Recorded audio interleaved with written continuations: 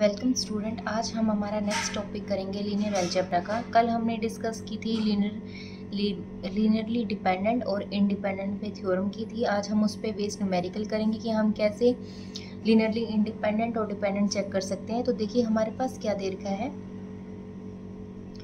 Express the vector v as a linear combination of the vector v1 v2 v3 in the vector space R3 over R।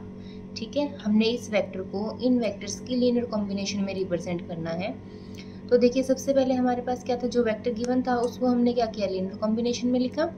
a1 v1 plus a2 v2 plus a3 v3 और a1 a2 a3 जो है वो हमारे क्या है, real में लिए गए हैं।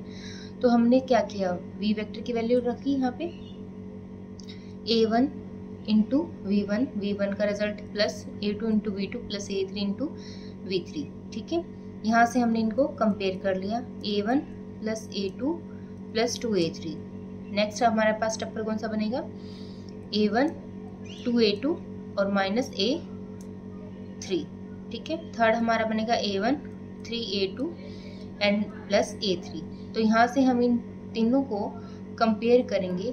कंपेयर करने के बाद आपके पास ये तीन इक्वेशंस बनेंगी। अब जो स्केलर हमने यूज किए हैं a1 a2 a3 हमें उनका रिजल्ट फाइंड आउट करना है। रिजल्ट फाइंड आउट करने के लिए हमें उनको इन इक्वेशंस को सोल्व करना पड़ेगा। तो हमने क्या किया, इन दोनों इक्वेशंस को, तीन कोफिशिएंट है हमारे पास यहाँ पे, तीन का हमने स्केलर यूज किए। तो पहले हम इन तीनों इक्वेशंस को 2 की फॉर्म में रिड्यूस कर लेंगे, इन दोनों को ऐड कर देंगे। लास्ट वाली 2 इक्वेशंस को हमारे पास a1 और a2 में रह जाएगी। सिमिलरली हम क्या करेंगे, सेकेंड इक्वेशन को 2 से मल्टीप्लाई करके ऐड कर देंगे फर्स्ट में। ठीक है, तो हमारे पास ये इक्वेशन आ जाएगी। अब इक्वेशन हमारे पास फोर्थ और फिफ्थ बन गई है जो a1 और a2 में है। तो फोर्थ और फिफ्थ के अकॉर्डिंग जब हम इन्हें सब्ट्रैक्ट करेंगे फोर्थ और फिफ्थ को, तो हमारे पास a1 का रिजल्ट आएगा। a1 की वैल्यू कितनी आ गई, -6। ठीक है, फिर उसके बाद हम a1 की वैल्यू इस इक्वेशन में या फोर्थ या फिफ्थ में से किसी में भी पुट कर देंगे तो a2 का रिजल्ट आ जाएगा। और a1 और a2 का रिजल्ट हम किसी भी इक्वेशंस में पुट कर देंगे तो हमारे पास a3 का रिजल्ट आ जाएगा। जैसे ही वैल्यू हम यहाँ पे पुट करेंगे, जो हमने स्केलर यूज किए थे a1 a2 a3 के प्लेस पे, तो हमारे पास रिजल्ट क्या आएगा, सेम आएगा। ठीक है, तो आपने इस टाइप से देखना है कि हमारे पास क्या रिजल्ट आता है। हाँ जी, नेक्स्ट देखो हमारे पास क्या है, नेक्स्ट है हमारे पास for what value of k if any the vector this can be expressed as a linear combination of the vector v1 v2 in r3 rp। ठीक है, तो v हमारे पास गिवन है a1 v1 plus a2 v2, ये हमारे पास v का result है। v को हमने लीनियर कॉम्बिनेशन में लिख लिया इन वेक्टर्स की। अब जो a1 a2 हमने यूज किए हैं उनका रिजल्ट आपने फाइंड आउट करना है, सेम पहले एग्जाम्पल की तरह ही है। तो हमने यहाँ से क्या किया, टप्पल्स बना लिए। a2 का रिजल्ट हमारे पास आ गया यहाँ से डायरेक्ट ही। ठीक है, तो a2 का रिजल्ट हम इस इक्वेशन में पुट करेंगे तो हमारे पास a1 का रिजल्ट भी आ जाएगा। a1 का रिजल्ट निकाल के और a2 का रिजल्ट निकाल के हम इस इक्वेशन में पुट करेंगे तो हमारे पास किसका रिजल्ट आ जाएगा, k का। तो k की वैल्यू हमारे पास कितनी आ जाएगी, -8। ठीक है, तो इसी टाइप से आपने बाकी एग्जाम्पल भी करने हैं। एक एग्जाम्पल और डिस्कस करें हम, मैट्रिक्स फॉर्म का है। Express the matrix this as a linear combination of vector a1 a b and c। अब जो मैट्रिक्स है वो यहाँ पे हमारे पास एलिमेंट का ही काम कर रही है। इस मैट्रिक्स को हम v बोलेंगे। ये हमारे पास v1 v2 v3 की फॉर्म में डिफाइन करके है। ठीक है, तो आपने क्या करना है, इस मैट्रिक्स को इन मैट्रिक्स से लीनियर कॉम्बिनेशन में लिखना है। तो हमने क्या किया, v इक्वल टू हम लिखते हैं a1 v1 plus a2 v2 plus a3 v3।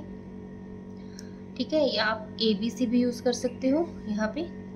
तो ये स्केलर जो है वो कहाँ से लेना है, हमने रियल में से लिए हैं। तो सेम इन मैट्रिक्स को ऐड करेंगे मल्टीप्लाई करके a1 a2 a3 से। तो फर्स्ट टप्पल हमारे पास फर्स्ट पोजीशन पे ये एलिमेंट आएगा, सेकंड पे हमारे पास क्या आ जाएगा, -a3, a2 0 रहेगा और 3a3। ठीक है, फिर यहाँ पे हमारे पास 2a1 2a2 और थर्ड पोजीशन 0। ठीक है, थर्ड पे एलिमेंट 0। नेक्स्ट हमारे पास ये 0, ये a2 और ये 5a3। ठीक है, तो ये मैट्रिक्स आ गई। अब आपने क्या करना है, दो मैट्रिक्स को आपने क्या करना है, इक्वालिटी से इक्वेट करके सॉल्व कर लेना है, इनके इक्वेशंस निकालनी है। अब इनकी इक्वालिटी ऑफ टू मैट्रिक्स को हमने क्या किया, सॉल्व किया, तो हमारे पास ये रिजल्ट आया। फर्स्ट, सेकंड, थर्ड, फोर्थ, ये 4 इक्वेशंस बन गई। यहाँ से हमारे पास देखो A1 का रिजल्ट आ रहा है। A1 का रिजल्ट यहाँ पे पुट कर लें, सॉरी A3 का रिजल्ट आ गया। A3 का रिजल्ट यहाँ पे पुट करेंगे तो A1 का आएगा, ठीक है। यहाँ पे पुट करेंगे तो A2 का आ जाएगा। अब हमने क्या करना है, जो लास्ट इक्वेशन बच गई है उसमें ये तीनों रिजल्ट पुट करके देखना है क्या वो इसको सेटिस्फाई कर रहा है या नहीं कर रहा, ठीक है। अब देखिए जैसे हमने लास्ट में पुट किया तो ये इक्वेशंस जो है सेटिस्फाई नहीं हो रही।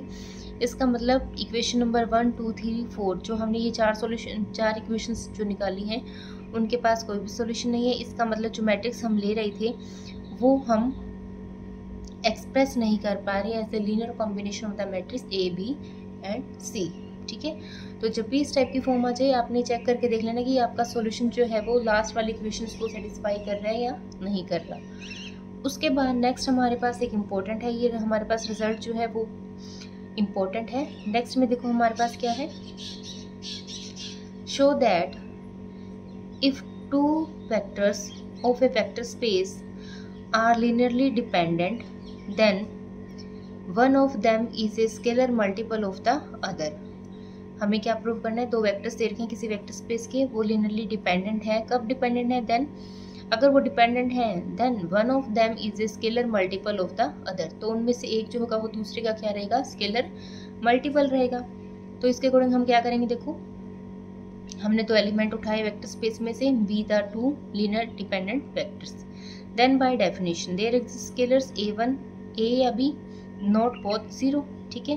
2 वेक्टर उठाए, 2 वेक्टर के अकॉर्डिंग हमने 2 स्केलर उठा लिए। अब सेट को हमारे पास क्या है, लीनियरली डिपेंडेंट का है, तो जो स्केलर्स होंगे वो क्या होंगे, नॉट बोथ 0। तो हमने इनके लीनियर कॉम्बिनेशन को डिफाइन किया। अब हम इसमें केस डिस्कस करेंगे हमारे पास क्या क्या इक्वालिटी बन रही है। तो देखो हमारे पास फर्स्ट क्या है, if A not equals to 0, अगर A 0 नहीं है then A inverse belongs to F exist, ठीक है। देन फ्रॉम 1 से हम क्या कर सकते हैं, A V इक्वल्स टू क्या लिख सकते हैं, माइनस B V। अब इस इक्वेशन को हम क्या करेंगे, प्री मल्टीप्लाई कर देंगे बाय A इनवर्स से। तो यहाँ से हमने क्या किया, प्री मल्टीप्लाई किया A इनवर्स से। प्री मल्टीप्लाई करेंगे तो हमारे पास क्या आएगा, यहाँ पे A inverse AU equals to A inverse minus B V, ठीक है। A इनवर्स को इकट्ठा कर लेंगे, ये किसके इक्वल आ जाएगा, A inverse minus B into V। ये हमारे पास आइडेंटिटी बन जाएगा और A इनवर्स को हम इस फॉर्म में लिख सकते हैं। तो V वेक्टर जो है, सॉरी U वेक्टर जो है वो V की एक स्केलर मल्टीपल फॉर्म में लिखा गया। माइनस B बाई A जो है यहाँ पे एक स्केलर का काम कर रहा है, ठीक है, स्केलर क्वांटिटी बनेगी। तो U वेक्टर जो है वो क्या होगा, स्केलर मल्टीपल होगा V के लिए, ठीक है। अब नेक्स्ट भी हमारे पास इसी टाइप का है। अब हम B सपोज करते हैं कि B नॉट इक्वल्स टू क्या है, 0। तो B इनवर्स क्या करेगा, एग्जिस्ट करेगा। देन फ्रॉम इक्वेशन फर्स्ट से हम B को भी इस टाइप से लिख सकते हैं। B को लिखने के अकॉर्डिंग हमारे पास क्या रिजल्ट आएगा, B inverse B V equals to B inverse minus AU, ठीक है। यहाँ से ये अगेन आइडेंटिटी बन जाएगा और यहाँ पे क्या आ जाएगा, इस B को हम इस फॉर्म में लिख सकते हैं। तो V वेक्टर जो है वो एक स्केलर मल्टीपल होगा U के लिए। तो one of the vector U and V is a scalar multiple of the other, ठीक है। एक दूसरे की हम इनकी स्केलर मल्टीपल में लिख सकते हैं। नेक्स्ट हमारे पास है, show that the set of 3 vectors A, B and C, in set को हमने वेक्टर्स का नाम दे दिया, वो वेक्टर हैं किसके, V3 Q पे, is linearly independent where Q is the field of rational number. Q जो है वो फील्ड है रैशनल नंबर का। हमें बताना है ये जो 3 वेक्टर्स हैं वो कैसे हैं, लिनियरली इंडिपेंडेंट है। इसका मतलब हमने जो स्केलर्स यूज़ किए होंगे वो सारे के सारे क्या होने चाहिए, 0 होने चाहिए इंडिपेंडेंट के केस में। तो हमने क्या किया, फर्स्ट एलिमेंट को U का नाम दिया, V एंड W। तो इनकी स्केलर मल्टीपल इस टाइप से लिखी एंड A B C जो है वो हमारे क्या है, Q से हैं, ठीक है। तो इन इक्वेशंस को हमने सॉल्व किया, ये 3 इक्वेशंस आई। फ्रॉम 1 एंड 3 से हमने क्या किया, इन दोनों को ऐड करके A plus B equals to क्या आ गया आपके पास, 4th इक्वेशन इक्वल टू 0, ठीक है। फिर हमने 3 एंड 4 को चेक किया तो हमारे पास A इक्वल टू क्या आ गया, C, ठीक है। और a इक्वल टू सी का रिजल्ट हम फोर्थ में पुट कर देंगे तो हमारे पास a इक्वल टू क्या आ जाएगा माइनस बी। ठीक है, तो यहाँ से अल्टरनेट क्या आ गया, b किसके इक्वल आ गया माइनस सी के इक्वल आ गया। ठीक है, तो यहाँ से हमारे पास क्या गया b इक्वल टू माइनस सी। अब देखिए ये सेट जो है हमें लीनियरली इंडिपेंडेंट प्रूव करना है। इंडिपेंडेंटली ये तब तक प्रूव नहीं होगा जब तक कि हमारे पास c क्या हो जाए, ज़ीरो ना हो जाए। जैसे ही सी ज़ीरो होगा तो b ज़ीरो होते ही तो a ज़ीरो आ जाएगा। ठीक है, तो ये जो सेट है वो एक कंडीशन को सेटिस्फाई कब करेगा, जब हम c को क्या करेंगे, ज़ीरो पुट करेंगे। ठीक है, और ये जब तक नहीं होगा अनलेस जब तक कि c ज़ीरो ना हो।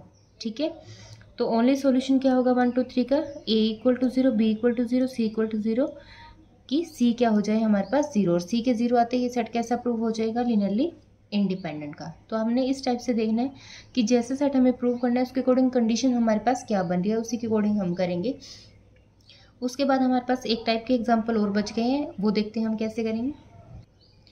नेक्स्ट जो है हमारे पास एक लास्ट फॉर्म के एग्जाम्पल और बचे हैं जो है मैट्रिक्स फॉर्म में।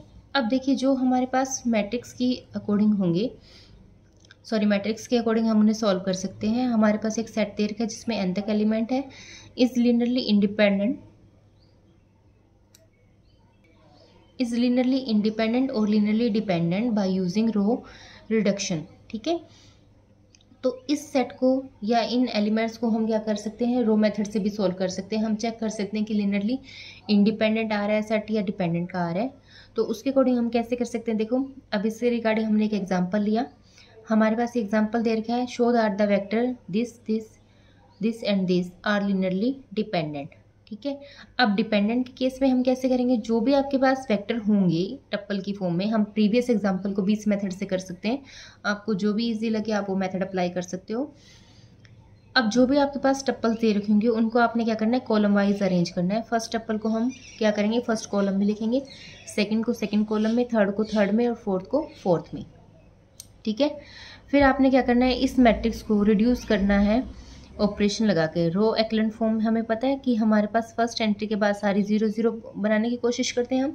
ठीक है, तो आपने क्या करना है, इस पर रो एक्लन फॉर्म के अकॉर्डिंग इसे सॉल्व करना है। अगर तो इस मैट्रिक्स का रैंक जो है, ठीक है, नंबर ऑफ टप्पल्स के इक्वल आ जाए तो है ये सेट आपके पास कैसा होगा, वेक्टर्स का लिनियरली इंडिपेंडेंट का। अगर हमारे पास क्या आ जाए, रैंक जो है उस मैट्रिक्स से क्या आ जाए, कम आ जाए, तब हमारे पास क्या होगा, ये सेट लिनियरली डिपेंडेंट का। ठीक है, तो हम इस पे ऑपरेशन अप्लाई करते हैं। अब हमें ये एंट्री और ये एंट्री क्या बनानी है, 0। पहले हम ये कोशिश करेंगे, तो इसके लिए हम क्या करेंगे, R2 पे ऑपरेशन लगाएंगे। R2 पे हम क्या करेंगे, फर्स्ट को -1 से मल्टीप्लाई करेंगे, ये यहाँ पे ऑपरेशन लिखा है। ठीक है, और जिसे चेंज कर देंगे। फिर हमने क्या किया, R3 को हम चेंज करना चाहते हैं, तो R3 के अकॉर्डिंग हम क्या करेंगे, R1 को हम -2 से मल्टीप्लाई कर देंगे और दोनों का डिफरेंस ले लेंगे, तो यहाँ पे भी एंट्री 0।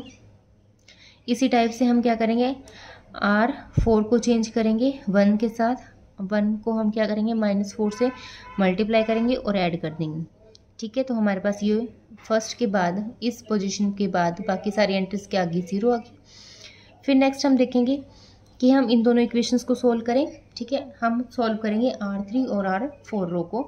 तो R3 और R4 को सॉल्व करने के लिए हमने ये ऑपरेशन यूज़ किए हैं। R3 पे हमने ऑपरेशन अप्लाई किया, ठीक है, और 2 के अकॉर्डिंग हमने सॉल्व किया, तो हमारे पास ये रिजल्ट आए। इस ऑपरेशन के अकॉर्डिंग यहाँ पे एंट्रीज आ जाएंगी 0 0 0। सिमिलरली R4 के अकॉर्डिंग हमने चेंज किया तो हमारे पास ये एंट्रीज आ जाएंगी। ठीक है, अब देखो इसको हमने क्या किया, -2 से मल्टीप्लाई किया। R4 को जब चेंज किया तो R2 को हमने क्या किया, -2 से मल्टीप्लाई कर दिया और इसमें ऐड कर दिया, तो ये एंट्री 0। सिमिलरली इसको हमने चेंज किया R3 को, तो R3 को चेंज करने के लिए हमने क्या किया, R2 को किससे मल्टीप्लाई किया, -3 से मल्टीप्लाई कर दिया। ठीक है, तो ये एंट्रीज भी क्या आ गई, 0 आ गई। अब हम क्या करते हैं, इस पोजीशन को 1 बनाएंगे। 1 बनाने के लिए हम क्या करेंगे, इसे R2 को चेंज कर देंगे -1/3 से मल्टीप्लाई करके। ठीक है, तो जैसे -1/3 से मल्टीप्लाई करेंगे, यहाँ पे 1, यहाँ पे 2/3, यहाँ पे 1/3। अब और कोई ऑपरेशन पॉसिबल नहीं हो रहा, इस पर हम चेक कर लेंगे। जितने भी पॉसिबल होंगे वहाँ तक हम इस पर ऑपरेशन अप्लाई करके देखेंगे। अब देखो ये हमारे पास मैट्रिक्स जो है वो एक एक्लन फॉर्म बन गई, रो एक्लन फॉर्म। 1 के बाद सारी एंट्री 0, इस 1 के बाद सारी एंट्री 0, यहाँ पे कोई एलिमेंट है ही नहीं तो 0 0। तो अब देखो लास्ट की जो 2 रो हैं वो हमारे पास क्या आ गई, 0 0 आ गई। इसका मतलब इस मैट्रिक्स का रैंक जो है अगर 4 होता तो ये हमारे पास लीनियरली इंडिपेंडेंट का केस बनता। ठीक है, अब क्योंकि 2 रो 0 हो गई हैं तो हम रैंक कैसे चेक करते, नॉन ज़ीरो रोज को चेक करते थे, तो वही उसके रैंक को डिफाइन करती थी। तो इसका मतलब ये मैट्रिक्स जो है हमारे पास कैसी आ गई, इसमें नॉन ज़ीरो रो कितनी है, 2 हैं। ठीक है, तो रैंक ऑफ मैट्रिक्स क्या गया 2, और वो किससे लेस है, नंबर ऑफ कॉलम्स ऑफ ए से लेस आ रहा है। इसका मतलब जो वेक्टर है वो हमारे पास क्या आ जाएंगे, लीनियरली डिपेंडेंट के। ठीक है, तो बाकी एग्जांपल जो भी मेथड आपको इजी लगे आप वैसे कर सकते हो, चाहे आप कोफिशिएंट निकाल के सॉल्व कर लो या फिर आप इस मेथड से सॉल्व कर लो, जो भी मेथड आपको स्टेबल लगे आप वो कर सकते हो। इसी टाइप से हमने ये एक्सरसाइज के क्वेश्चन कंप्लीट कर लिए हैं। जो भी प्रॉब्लम होगी वो हम डिस्कस करेंगे। आज के टॉपिक में हम इतना करने जा रहे हैं। Thank you.